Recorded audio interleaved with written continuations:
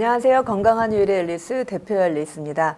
오늘은 여러분들과 건강 공부, 건강 습관에 대한 북토크를 오상우 교수님과 함께하고 있습니다. 안녕하세요. 네, 교수님. 안녕하세요.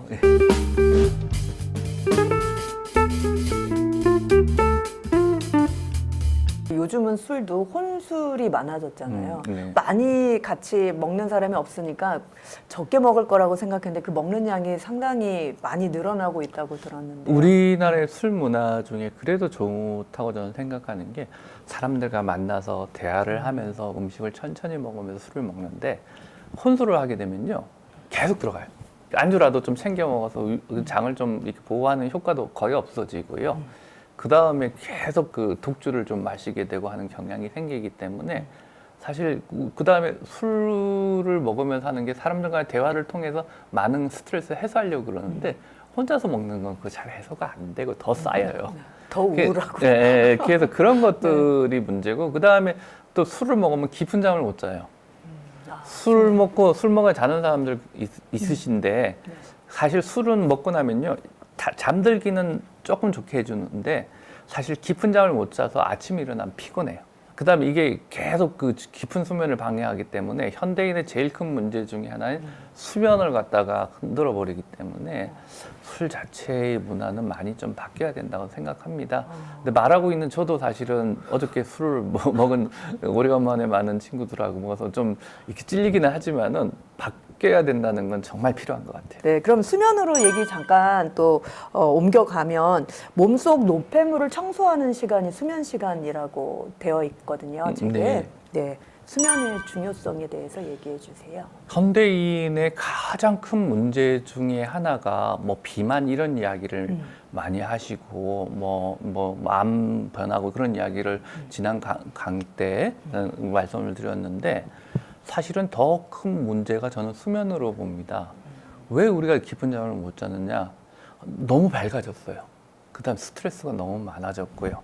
이 밝다는 거는 우리 몸의 멜라토닌 분비에 원활한 그 분비를 방해하게 되고 그러다 보니 깊은 잠을 못 자고 그러다 보니까 식욕 조절이 안 돼서 살이 찌고 깊은 잠을 못 자면 스트레스 호르몬 많이 나오고 또 깊은 잠을 못 자면 혈압 조절이나 심혈관 질환에도 아주 안 좋은 게 있어요.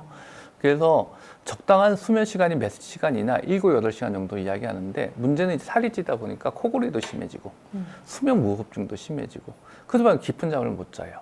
그게 더 큰 문제죠. 우리 인생의 한 3분의 1 이상을 자면서 시간 보내잖아요. 근데 잘 수밖에 없는 이유가 많이 발견되겠는데 그 이유가 뭐냐면 우리가 뇌를 항상 에너지를 쓰면서 생각을 하고 이러다 보면은 뇌에 노폐물이 쌓입니다. 노폐물이 쭉 쌓이다가 이 노폐물을 제대로 정리 못하면 치매가 오고 여러 가지 문제가 많이 생겨요. 우리가 또 그냥 쓰러질 수도 있고 이 노폐물을 정리하는 과정이 수면이에요. 근데 깊은 잠을 방금 전에 뭐 코골이라든지 음주 그다음에 너무 밝은 빛에 깊은 잠을 못 자면은 뇌 속에 노폐물 정리 안 되잖아요. 그럼 우리 몸의 모든 기능이 다 흔들립니다. 근데 현대인이 지금 너무나 그 수면 장애를 호소하는 분들이 그 30년째 진료를 하잖아요.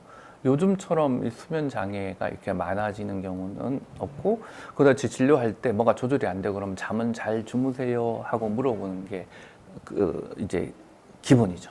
그 다음에 깊은 잠을 잤는지 안 잤는지는 아침에 일어나면 개운하세요? 오전에 괜찮으세요? 아침에 일어났는데 개운하지 않고요. 머리가 무거워요. 깊은 잠 못 잔 거죠. 수면은 더 중요한 게 나이가 많아질수록 깊은 잠 못 자요. 수면 시간 짧아지고. 그것도 수면도 노화와 또 연관이 그렇죠. 돼 있는 거죠. 나이가 들수록 깊은 잠을 못 자요. 근데 나이가 들수록 이 깊은 잠을 못 자니까 수면 시간이 더 짧아져서 문제고 깊은 잠을 못 자죠. 잠들기도 힘들고. 근데 이제 수면제 막 드세요. 수면제. 근데 수면제를 드시고 나면 그 다음에 못 일어납니다. 저한테는 수면제 표현은 이상하지만은 중독이라는 표현은 저 중독이라는 표현을 별로 안 좋아하지만은 거의 그 레벨까지 가 있는 분들이 많으세요. 수면제 없으면은 자살할 것 같다는 이야기도 많이 하시거든요. 그래서 수면 패턴을 나이가 많아질수록 유지하시는 거는 굉장히 중요한 일이라고 할 수 있죠. 네. 그러면 교수님 만약에 이런 사람이 있어요. 불규칙한 생활 습관을 갖는 직업이 있어서 늦게 들어가니까 피곤해서 스트레스를 받아서 야식을 먹어요. 야식을 먹고 자야 되는데 늦었으니까 바로 잠을 자요. 잠이 안 와요. 그리고 뭐 불면증에 시달리다 푹 깊은 잠을 못 자요. 이런 생활 패턴이 계속되는 사람한테 생활 습관 처방을 내린다면 어떻게 하실까요? 어려워요. 어렵고 그분이 왜 잠을 못 자는 이유를 좀 알아야 되고요. 밤늦게 간다고 그러면은 그분에 맞는 일정을 짜드려야 될 것 같아요. 그게 사람마다 다 달라요. 밤늦게 못 자는 이유가 어떤 분은 그 밤만 돼서 일을 하시는 분도 계시잖아요. 그쵸. 그 네. 주간 야간이 바뀌어서 일하시는 분도 네. 계시고, 그 다음에 어떤 분은 또 뭐 프로그래밍 하시는 게 밤에는 머리가 맑아져서 그 시간에 합니다. 낮에는 자버립니다. 근데 그 사람은 어떻게 되겠까요? 햇빛을 못 쬐잖아요. 그 다음에 밤에 계속 끄 있으니까 블루라이트 때문에 멜라토닌 분비가 흔들릴 수밖에 없거든요. 근데 그런 분들 만나보면 대부분이 뚱뚱하시고 밤에 코골이 심하시고 그다음 스트레스 많으니까 그런 것들이 같이 있기 때문에 사람마다 다르고 그 고리를 풀어줄 방법을 찾아야 돼요. 그럼 그 제일 안에서. 먼저 규칙적인 생활 습관을 만드는 게 규칙적인 생활 습관을 필요할까요? 만드는데 뭐 아주 기본적인 원칙만 이야기하면 아침에 일어나자마자 강한 햇빛을 쬐야 돼요. 우리가 그 멜라토닌이 수면을 유도하잖아요. 근데 아침에 강한 햇빛을 쬐면은 순간적으로 우리 몸에 멜라토닌이 강한 빛 때문에 혈액 농도가 떨어집니다. 뇌 속의 농도가 이렇게 떨어지고 저녁에 되면요. 이게 많이 떨어질수록 저녁에 리바운드로 많이 올라와요. 그래서 아침에 강한 햇빛을 쬐고 일정한 시간에 자려고 해야 되는데 어떤 분은 하루아침에 자려고 해요. 근데 하루아침에 그거 안 변해. 그러니까 급하게 먹는데 예를 들어 우리가 그런 것 좀 해결하려고 저녁에 멜라토닌 분비가 부족하신 분은 멜라토닌 먹이잖아요. 근데 멜라토닌을 먹는다고 해서 금방 좋아지진 않아요. 우리 몸이 적응하려면 한 1, 2주 걸리는데 하루 이틀 먹어도 효과 없다고 그냥 안 드시는 분도 계세요.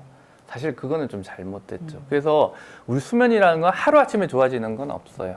그 아침에 햇빛 보고 그다음에 일정한 시간에 자려고 하고 잘 때 이 빛 같은 거 다 없애야 되고 핸드폰 덜 봐야 되고 아니면 봐야 된다고 그러면 블루라이트 끈다든지 그런 여러 가지 생활 습관을 바꾼 다음에 그 다음에 한 달 정도 여유를 가지고 그 수면 습관을 바꾸면은 아주 좋죠. 근데 다들 급하시니까. 뭔가 습관을 만드는데 시간도 걸리고 그리고 빨리 해서는 다시 돌아오니까 이제 천천히 해서 네. 그 습관이 네. 몸에 그리고 생활에 녹아 들어가는 시간이 좀 필요할 것 같네요. 근데 우리 현대인들은 되게 빨리 뭔가 결과가 나와야 되는데 좀 답답하셔서 중간에 그만하지 마시고 네, 끝까지 화이팅 하셔서 수면 습관도 잘 좋은 수면 습관 만들어야 될 것 같습니다.